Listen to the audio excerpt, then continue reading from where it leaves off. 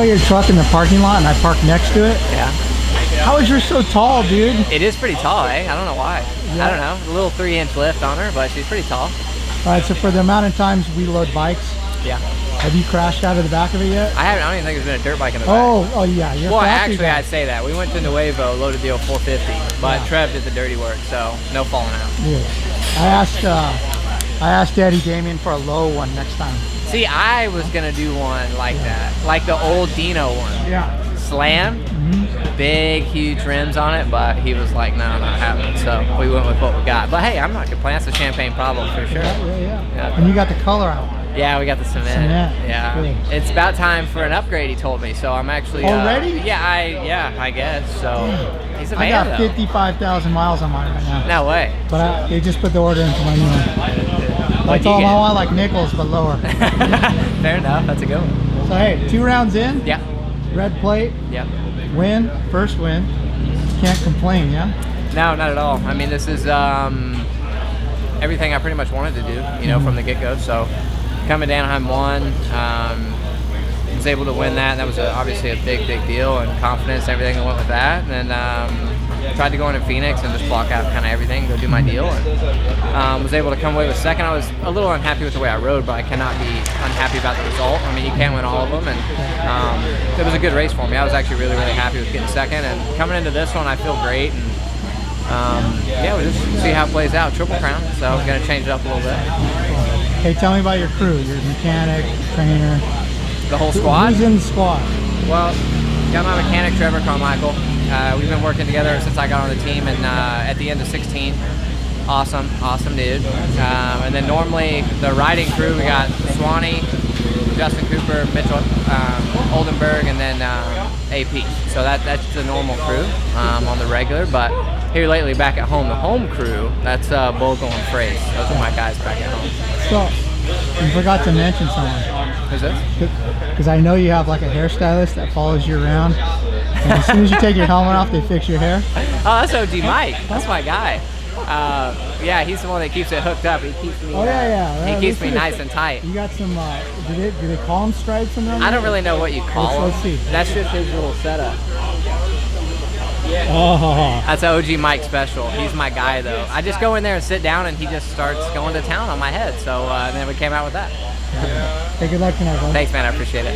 Thanks. Either that or what are those guys doing? I think they're doing Tinder or video games. Tinder. I keep Dino swiping to the right, but maybe he's Fortnite because he kills it on Fortnite, baby. Woo.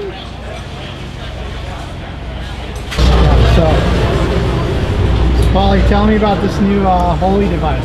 Yeah, so this is an extreme case, obviously, a 450 Supercross guy, but theoretically you don't need a friend. So how it works is you come down here and you just turn the dial.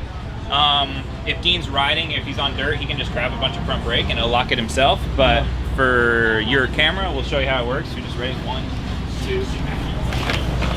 Oh, you gotta go down far. 1, 2. And it just locks. So you don't need anybody to like time it or anything like that. And then he'll hit a bump or he'll grab a bunch of front brake and it'll pop off. So the twist is the activation? The twist is like presetting it essentially. So yeah. And once it unclips, it twists the other way and there's no chance of it. Correct. Yep. Yep. Cool. When is this coming to market? I think production version available to the public will be probably sometime in August, is what I'm thinking. Cool. Whose idea was this? Yours? So a little bit mine, a little bit the 2 kind of product developer guys that I work with. That's like our team. It's us 3 that basically come up with all our kind of stuff at Pro Taper. So I'm lucky to work with some really inventive, cool guys that understand the sport. And we all kind of bring our piece, I guess. And yeah, that's what we came up with. I'm pretty excited about this one. Yeah, because not everybody at a local race has somebody to help. Exactly. You know, so it's honestly, I've realized it myself in the last 4 years. I can never go practice starts by myself. I'm always by myself, and I can't practice a start. So we fixed it with this. All these base rides in the off season, my heart rate's always so low now. Can't get it up to warm up, dog. I gotta try so hard. What's up, bro? What's up? Hey, tell me about your gig with Marshall Welton. Yeah, things are going really good. we're like 3 weeks out of the first East Coast race, so it came fast, and we've made a lot of progress. His race bike's almost done, so we're gonna ride that here next week, and actually he's headed back to North Carolina, and that's where he's gonna stay on the East Coast. So I think I'm gonna go back with him for the time being until it starts, but I think we're at a good place, and the goal that I set for him, and I think we agreed on, is to show up to the first race and be 7 to 12. And if we improve and get close to being 7, you know what I mean? If we keep getting close to that 5th place, then obviously we'll regroup and re-strategize our goals. And I think he's a hard worker, and he'll surprise people. Cool. So you're training him on the bike and off the bike, right? Yeah. So it looks like his technique has improved like substantially.